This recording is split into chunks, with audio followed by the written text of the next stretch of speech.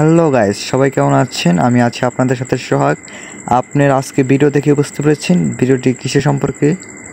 তো আজকে আমরা শিবালয় উপজেলা ঘুরতে গিয়েছিলাম।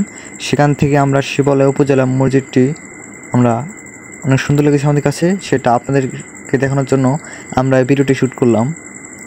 শিবালয় মসজিদটি দেখতে খুবই সুন্দর। এটির অবস্থান ঢাকা আরিচা মহাসড়কের সাথে শিবালয় উপজেলায়।